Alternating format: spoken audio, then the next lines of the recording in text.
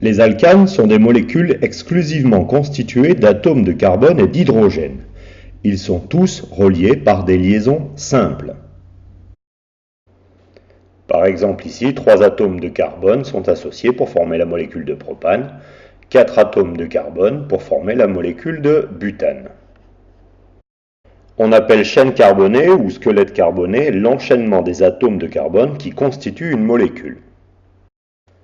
Ici, le pentane de formule C5H12 contient un enchaînement de 5 carbones liés par des liaisons simples. Les alcools sont des molécules présentant un groupe d'atomes caractéristiques hydroxyle, OH. La molécule d'éthanol de formule C2H5OH contient ce groupe caractéristique en rouge et blanc ici à l'extrémité. Le groupe hydroxyle est porté par un atome de carbone qui n'est lié qu'à des atomes de carbone ou d'hydrogène par des liaisons simples. Dans la molécule de propane 2-ol, ce groupe hydroxyle est porté par le carbone au centre de la molécule.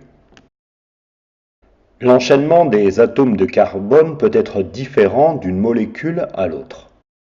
Reprenons par exemple la molécule qui contient 5 atomes de carbone. Si ces 5 atomes de carbone sont enchaînés, on parlera donc de molécules linéaires. Si l'un des atomes de carbone est lié à au moins 3 autres atomes de carbone, la chaîne carbonée est alors ramifiée. Un groupement ici méthyle est porté par un des atomes de carbone au centre. Il existe une troisième et dernière possibilité pour assembler ces 5 atomes de carbone. Lorsque l'enchaînement de ces atomes se referme sur elle-même, la chaîne carbonée est dite cyclique. On a par exemple ici affaire au cyclopentane.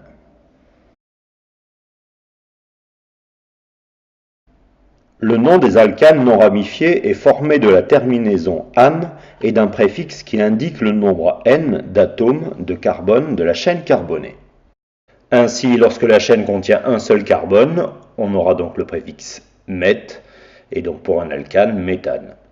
Lorsqu'on a 2 carbones, éthane, 3 propane, butane, etc., etc. Il convient donc de connaître ces quelques préfixes. Pour nommer les alcanes ramifiés, il faut d'abord rechercher la chaîne principale, c'est-à-dire la chaîne carbonée la plus longue présente dans la molécule. Ici, on peut repérer donc un enchaînement de 7 atomes de carbone, et on va donc nommer, comme pour les alcanes, cette chaîne heptane. On repère ensuite les ramifications, c'est-à-dire les substituants de la chaîne principale, et on numérote la chaîne carbonée de telle sorte que les atomes de carbone portent des substituants ayant les numéros les plus faibles possibles. Ces substituants sont nommés des groupes alkyles. La plupart du temps, ce sont les chaînes méthyle, éthyle ou propyle. Dans le nom, les substituants sont classés par ordre alphabétique.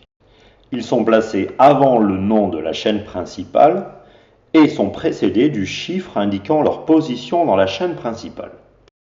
Ici, on a donc affaire au 4-éthyle, 2-méthyle, heptane. Dans ce deuxième exemple, avec cet alcane B, la chaîne principale est constituée de 6 atomes de carbone, donc de l'hexane. Lorsque le même substituant apparaît à plusieurs reprises, on utilise les préfixes di pour 2, tri pour 3, tétra pour 4, que l'on fait précéder des chiffres indiquant chacune des positions des substituants.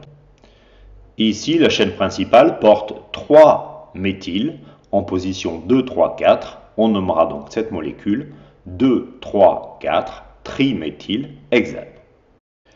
Dernier exemple avec cette molécule donc constituée de 8 atomes de carbone dans sa chaîne principale, donc de l'octane, avec 2 groupements méthyle en position 2 et 6 et un groupement éthyle en position 4. Elle sera donc nommée 4-éthyle 2,6-diméthyloctane. Pour nommer les alcools, repérez d'abord la chaîne carbonée la plus longue comportant le groupe caractéristique hydroxyle OH. Ici, une chaîne carbonée portant 5 atomes de carbone, donc du pentane.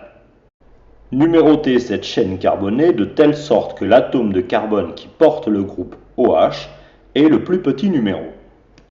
Repérez également les substituants éventuels et les nommer. Ici donc un groupe méthyle sur le 4e carbone. Nommez l'alcool en suivant les mêmes règles que pour les alcanes, en substituant la terminaison -ane, la terminaison -ol, précédée du numéro du groupe hydroxyle.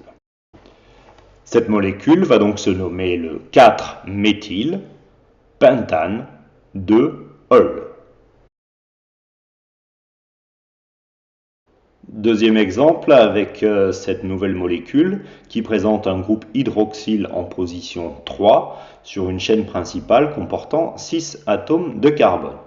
On repère également deux groupements méthyl en position 4 et 5. On nommera donc cette molécule le 4,5-diméthylhexane 3-ol.